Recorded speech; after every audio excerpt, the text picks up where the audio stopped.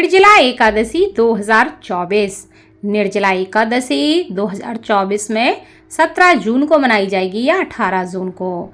इसका शुभ मुहूर्त क्या है, पूजा विधि क्या है, महत्व एवं नियम के बारे में इस वीडियो में जानते हैं। निर्जला एकादशी का पारण कब करें, इस दिन क्या करना चाहिए और क्या नहीं करना चाहिए, इससे संबंधित समस्त प्रकार की जानकारी इस वीडियो में जानते हैं। नमस्कार भाइयों बहनों और मित्रों, जय माँ गायत्री। आप सभी का मेरे YouTube चैनल शुभकर माही अष्टो में स्वागत है। आज के इस वीडियो में जानते हैं निर्जला एकादशी संबंधित जानकारी। इससे पहले आप सभी से विनम्र निवेदन है, अगर आप मेरे चैनल पर पहली बार आए हैं तो प्लीज वीडियो को लाइक, चैनल को सब्सक्राइब और वीडियो को ज्यादा से ज्यादा शेयर अवश्य करें, ताकि आपके साथ साथ आपके अपने भी इस जानकारी का लाभ ले सकें। हमारे हिंदू धर्म शास्त्र में एकादशी व्रत का विशेष महत्व बताया गया है।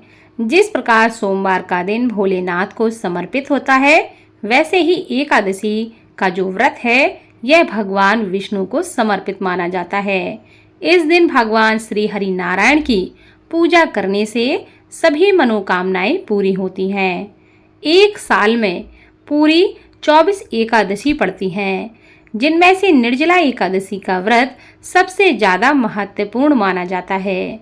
ऐसा कहा जाता है कि निर्जला एकादशी का व्रत करने से समस्त एकादशियों का फल प्राप्त होता है। यानी कि निर्जला एकादशी का व्रत अगर आप करते हैं तो आपको 24 एकादशियों का फल एक एकादशी के व्रत करने से प्राप्त हो जाता है। निर्जला एकादशी व्रत में एक बूंद भी पानी नहीं पिया जाता, इसीलिए इसका नाम निर्जला एकादशी है। इस व्रत को काफी कठिन माना जाता है। व्रत के साथ ही निर्जला एकादशी के दिन कठोर नियम भी शास्त्रों में बताए गए हैं।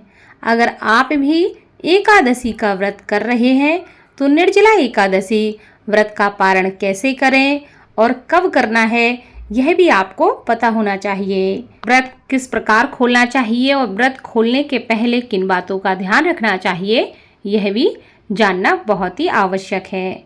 हिंदू पंचांग के अनुसार ज्येष्ठ माह के शुक्ल पक्ष की एकादशी तिथि 17 जून को सुबह 4:43 से प्रारंभ हो रही है, जो कि एकादशी तिथि का समापन 18 जून सुबह 7:28 पर यह तिथि समाप्त हो जाएगी। उदया तिथि को देखते हुए निर्जला एकादशी का जो व्रत है वह 18 जून 2024 दिन मंगलवार को रखा जाएगा। जो भी व्यक्ति साल की सभी 24 एकादशियों का उपवास नहीं रख पाते हैं, उन्हें निर्जला एकादशी का व्रत अवश्य रखना चाहिए, क्योंकि उन्हें 24 एकादशियों का फल एक साथ प्राप्त हो जाता है। इसलिए इस लाभ को आप प्राप्त कर सकते हैं कि एक एकादशी का व्रत करके आप समस्त एकादशियों का फल एक बार में प्राप्त कर लें। अब जानते हैं एकादशी का पारण किस प्रकार और किस समय पे करना है। निर्जला एकादशी का जो पारण का समय है वह 19 जून दिन बुधवार को प्रातः 5:24 से लेकर सुबह 7:28 के बीच किया जाएगा। यानी कि आप इस व्रत को 19 जून के दिन प्रातः 5:24 से लेकर 7:28 के बीच आपको यह व्रत खोलना है, यानी आपको इस व्रत का पारण करना है। लेकिन इसका पारण कैसे करते हैं, इसकी विधि क्या है, इसके बारे में जानते हैं। निर्जला एकादशी के व्रत का पारण पूरे नियम के साथ किया जाता है। व्रत पारण वाले दिन सूर्योदय से पहले उठकर स्नान आदि करके साफ वस्त्र पहनकर सबसे पहले भगवान सूर्य को जल अर्पित करना चाहिए। द्वादशी तिथि पर व्रत खोलने से पहले व्रती को भगवान विष्णु की पूजा करनी चाहिए। पूजा के दौरान ओम नमो भगवते वासुदेवाय नमः इस मंत्र का जाप करना चाहिए, क्योंकि यह मंत्र भगवान विष्णु का अति प्रिय मंत्र है। इसके बाद भगवान विष्णु के सामने हाथ जोड़कर व्रत के दौरान हुई भूल चूक के लिए माफी अवश्य मांगनी चाहिए, क्योंकि अगर हमसे जाने अनजाने कोई भूल ऐसी हो गई है जिसके बारे में हमें नहीं पता है, तो इसलिए भगवान से हमेशा अपनी पूजा के बाद अपनी गलती के लिए माफ़ी अवश्य मांगे कि हमसे जो भी भूल हुई हो उसके लिए हमें क्षमा करें। द्वादशी तिथि के दिन सूर्य भगवान को जल अर्पित करने और विष्णु जी की पूजा के बाद ही व्रत को खोला जा सकता है। द्वादशी वाले दिन व्रत खोलने के बाद भोजन में चावल अवश्य खाने चाहिए। जिस प्रकार एकादशी के दिन चावल खाना बिल्कुल ही वर्जित बताया गया है, उसी प्रकार माना जाता है कि द्वादशी के दिन चावल को अवश्य खाना चाहिए। चावल ग्रहण करने के बाद ही कोई अन्य चीज आपको खानी चाहिए। इस व्रत का पारण चावल खाने से ही होता है। व्रत खोलने के बाद चावल का दान करना भी शुभ माना गया है।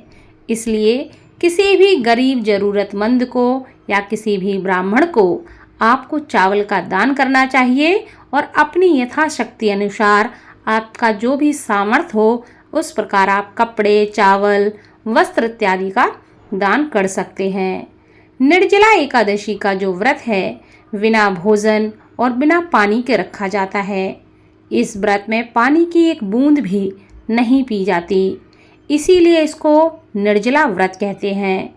एकादशी व्रत के अगले दिन सूर्योदय के बाद इसका पारण जब हो जाता है, एकादशी व्रत का पारण द्वादशी तिथि समाप्त होने से पहले आपको कर देना चाहिए। अगर द्वादशी तिथि सूर्योदय से पहले समाप्त हो गई तो एकादशी का पारण सूर्योदय के बाद ही करना चाहिए। द्वादशी तिथि के अंदर पारण ना करना पाप के समान माना गया है, इसलिए आपको पारण का विशेष ध्यान रखना चाहिए और समय रहते इस व्रत का पारण कर देना चाहिए। निर्जला एकादशी के दिन अन्न, वस्त्र, गौ, जल, सैया, सुंदर आसन, कमंडलू और छाता का दान करना चाहिए। इस दिन जल से भरा घड़ा आप किसी प्यासे को दान करते हैं तो यह बेहद ही उत्तम दान में से माना गया है। श्रेष्ठ तथा सुपात्र ब्राह्मण को जूता दान करना भी इस दिन बहुत लाभ प्रदान करने वाला माना गया है। एकादशी के नियम के बारे में बताया गया है कि इस दिन क्या करें क्या ना करें।